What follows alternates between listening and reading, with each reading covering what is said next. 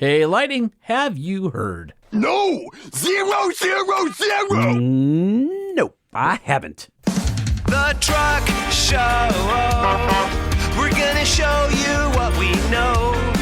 We're gonna answer what the truck, 'cause truck rhymes with the Truck Show. We have the lifted, we have the lowered, and everything in between. We'll talk about trucks that run on diesel and the ones that run on gasoline. The Truck Show, the Truck Show, the Truck Show, whoa, whoa. It's the Truck Show with your hosts, Lightning and Holman. This episode of the Truck Show podcast, Have You Heard?, is proudly presented by Nissan. With the Frontier, Titan, and Titan XD, Nissan has a truck for every need, along with the legendary Nissan durability. Test drive your next truck at a local Nissan dealer today, or point your browser to nissanusa.com, where you can use the build and price tool to configure a Nissan truck that fits your lifestyle. And when you're thinking about adding power or improving fuel economy, Banks has over 65 years of experience. Whether it's cold air intakes or exhaust systems, tuning, throttle control, charge air cooling, lubrication components, and much more, no one offers smarter, safer, 50-state emissions-compliant performance parts than Gale Banks. You'll find the best engineered parts for your truck at bankspower.com. And when you're looking for quality, full synthetic lubrication for your truck, AMSOIL has you covered with motor oil, lubricants and protectants, grease, additives, and more. AMSOIL synthetic lubricants deliver wear protection, engine cleanliness, and fuel efficiency that conventional oils simply can't match. Find out how AMSOIL synthetic lubricants can save you money and time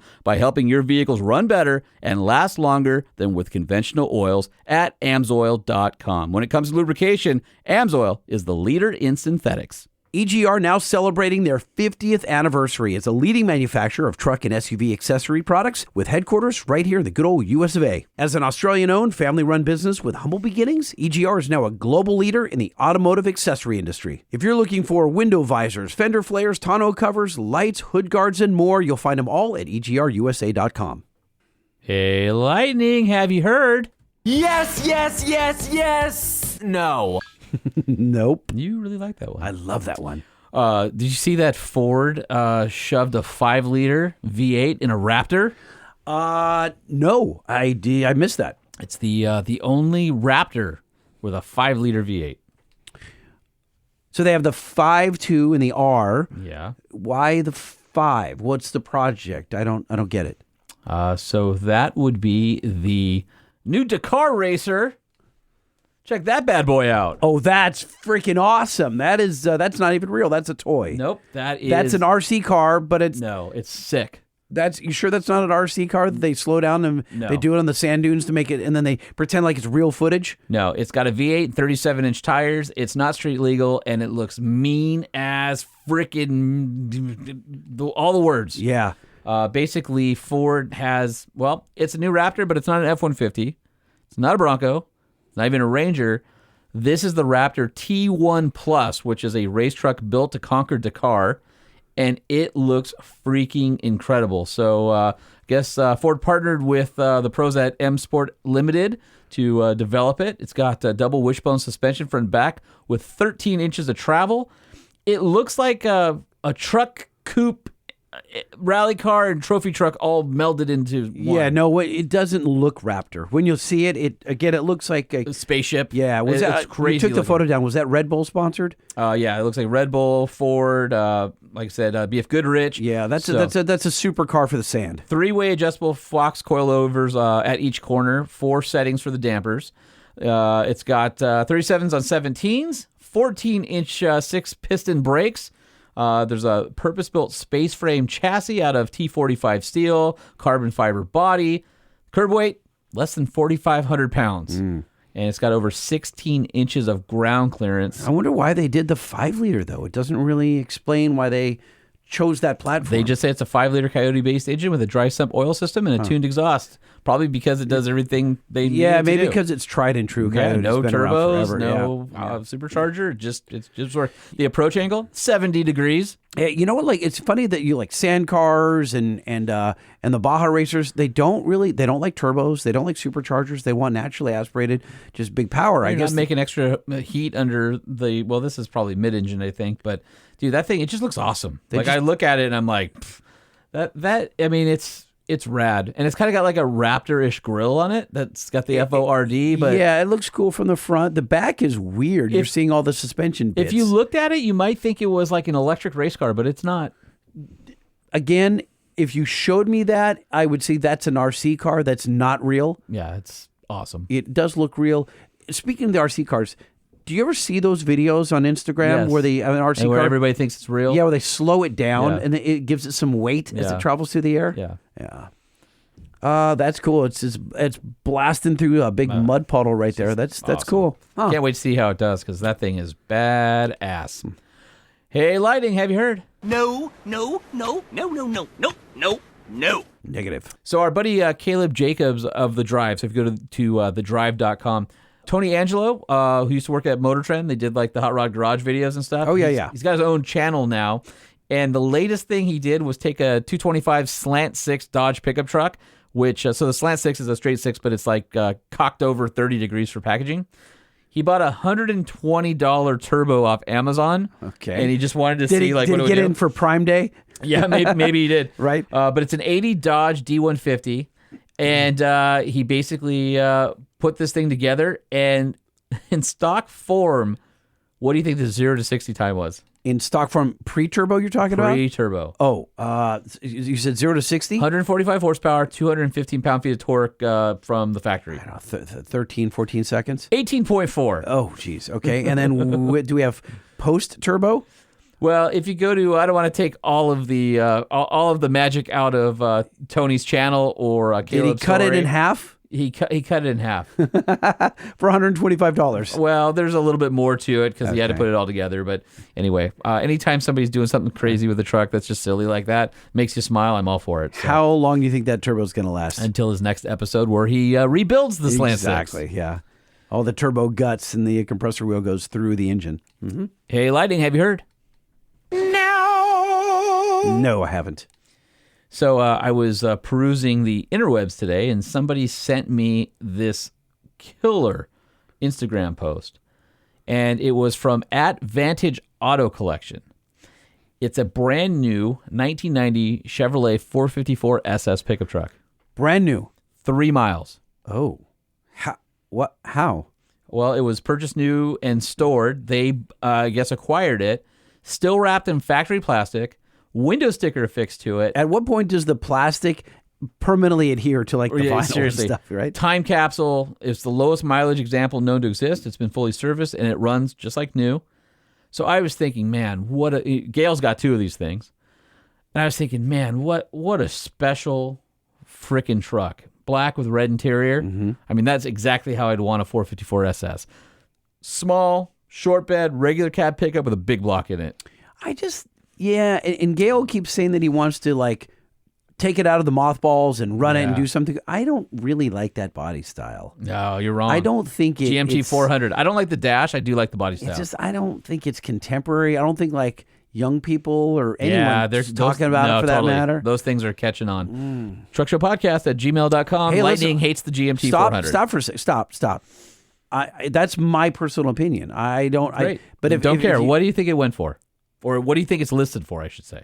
Where's it listed? Bring a trailer. No, well, Vantage Oh, Auto Vantage, Collection. Vantage, yeah. But they do have a listing on their site for Bring a Trailer. Okay.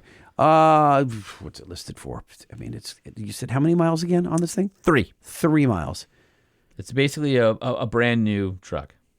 I feel like it's got to be like 210, 220. I'm just Whoa. yeah, 210. Then you would be happy to find out you could buy this for a cool $149,900. Okay. All right. Would you buy a Chevy pickup for $150,000? No, not that one.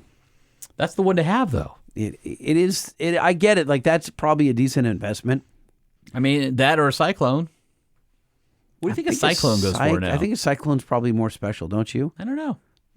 The They're SS different trucks. I feel like the SS was cool in its day, but not So like was the a Cyclone. Cyclone. Well- But the Cyclone's like more. It's well revered. It's But I it's feel not a like better truck. I didn't say it was a better. They're truck. pretty awful.